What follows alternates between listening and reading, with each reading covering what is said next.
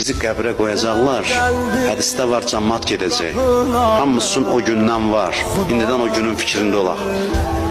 Cəmaət qoyurlar, dostlar, övladlar, yaxınlar bizi qoyacaq qəbrə.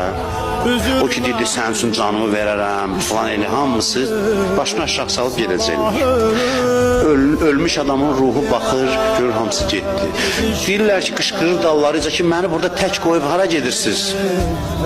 Hədis deyir ki, cəmaət gedəcək, bu fəryad eləyəcək, heç kəs eşitməyəcək. Başını salıb gedəcəklər. Allahdan nida gələcək, mənim bəndəm. Görürsən, tək qaldın. Görürsən, necə vəfasızdılar.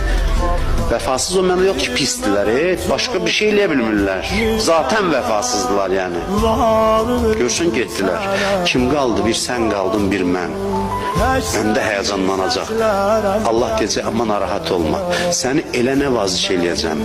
Səni elə sığal çəkəcəm ki, aləmi heyrətə gətirib. Düzdür, sən bunlara görə mənə günah eləyirdin.